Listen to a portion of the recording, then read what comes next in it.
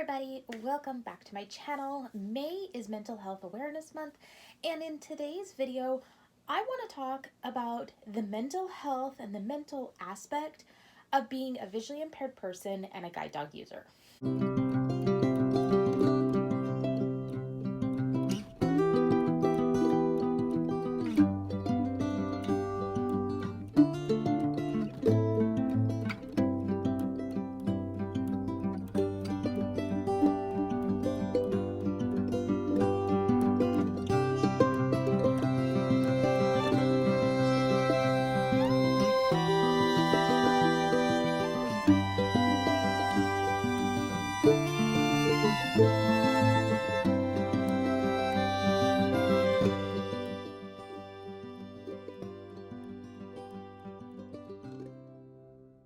Before I get into anything in this video, I do want to put up a trigger warning right here. We will be talking about mental health struggles and mental health issues when it comes to being blind or visually impaired and a guide dog user. I am coming at this not from a person who has this background, but this is my life, this is what I deal with, and this is what I have learned over the years of being a blind guide dog user. So if this video is not good for your mental health or is not going to help you in your life in general, I would make sure you just watch for videos in June that will not be about mental health. So the first thing I want to say is that being blind is hard. I think a lot of people may not see it that way and others may see it that way. But from a person who was fully sighted and is now, partially sighted or legally blind or whatever you want to call me, it's hard. I'm not saying every day is hard, at least for me, every day is not hard, but life is hard. Our world is not built for a person who does not have sight. So there are so many struggles that come with it. And over the years of me being legally blind, I have learned so much that I wish I would have known all of those years ago when I was going blind. So for this first part of this video, I want to talk about what I've learned in the last couple years that I wish I would have learned before. So probably about 8 or 9 years ago, I attended what was called the Living with Blindness class at my local blind commission. Local to my state at least.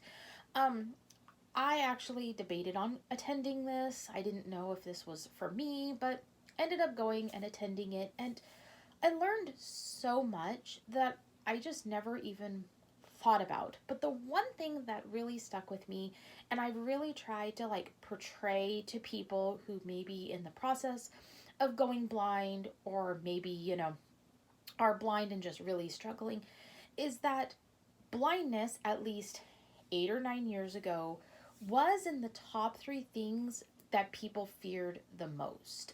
Now, COVID probably has shuffled that all around, and different conditions have probably shuffled it all around. But at that time, it was cancer, AIDS, and blindness. They were the 3 things that people feared the most. And I completely get it. Because when I was talking about it to people, they're like, oh my gosh, I'd never want to lose my vision. I would rather lose any other sense than my vision. But the other thing I learned in that class was that it is normal to grieve for vision loss as if you were grieving for a person who has passed. This felt very real to me, and when I first heard it, it didn't quite make sense, but as I look back into my life and what I dealt with as I lost my vision, I get it. It is completely normal. You go through all of the stages of grief as if you were grieving for a loved one. And I never put the two together until this, but it completely made sense. And in this class, they talk about how even though you've gone through all of the stages of grief, at one point, if there's a switch in your vision, you may grieve again. And again, that clicked with me so much because my eye condition is an up and down roller coaster. And knowing that me grieving like that was normal gosh, it took this huge weight off of my shoulders in thinking that I was abnormal, because at that point, I was not really in the blind community. I didn't have a guide dog yet. I wasn't on Facebook in these groups. So I did not know that what I was feeling was normal. And even before social media was really big, I wasn't around anybody who was blind. And so for me to feel like I was normal, I wish I would have had that back then. I think it would have made my life and what had happened completely normal and felt like I wasn't alone. So I just want to say, if you are a person who is grieving your vision loss, I just want to say it's normal. Don't let people tell you you're grieving wrong or that you shouldn't be grieving, because everybody grieves at a different time, at a different rate, and you may come back to grieving, and that's completely normal. And don't let anybody else tell you it's not. I want to now go into the aspect of just being visually impaired, and maybe being visually impaired like I am, who has a condition that has ups and downs. And, I have posted a video earlier in the year that was a video about me going to my eye doctor, and I will link it down below. But I had a down. It wasn't a big down, but it's a stressful down when it comes to me going to the eye doctor, because I have gone to the eye doctor and not known I flared, and I have flared. And that is really hard emotionally. As I said before, my eye condition is an up and down. So, where I could have awesome days, like now, I do have lows, but then I'm able to get back up. And it is a completely normal process for me. And with a person who has a condition that is unknown, with a person who has a condition that could get worse or might not get worse, but will never get better, it is hard to sometimes accept where you're at unless you're in a stable field with your vision. So I have had the ups and downs. I don't know how many times. I've always been able to, get past them, but, it is there. But also, just being visually impaired in a sighted world is hard. And COVID made it even harder. Um, it is hard in general because, everything is cited. Everything that you need to know is written or has pictures or everything like that. And the thing is that unless you live in an area that might have more blind people, people do not understand how to help you. And so, going into a store and knowing I'm not going to be able to find what I'm looking for and having to ask somebody for help is hard. And that person may not be able to give you the help you need. They may do the pointing thing, it's over there, it's over here. They may tell you it's on aisle 5, but never tell you where aisle 5 is. And so you feel like your independence is gone.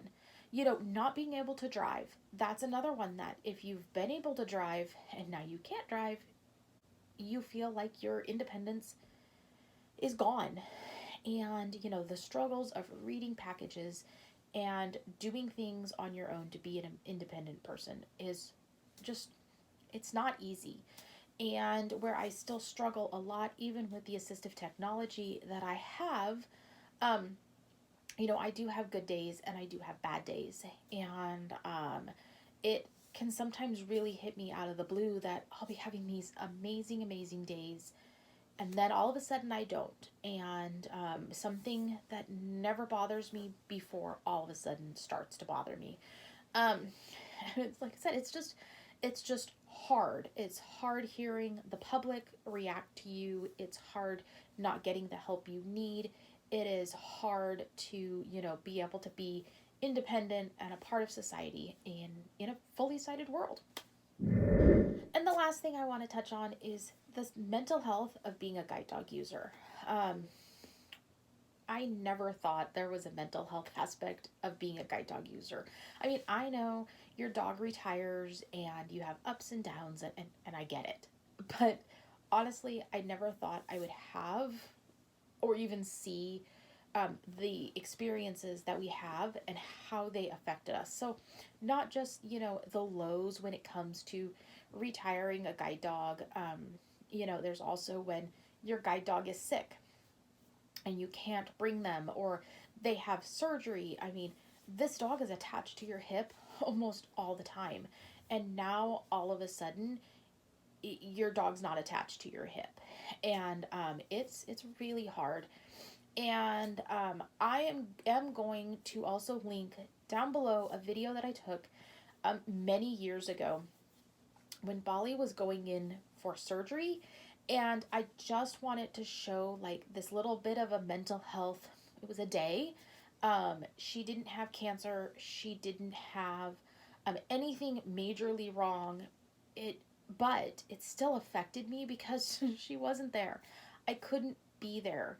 I couldn't, know that everything was okay. So I do want to link that down below just to kind of give you another view on, how it feels to be a guide dog user, but also dealing with the public as a guide dog user.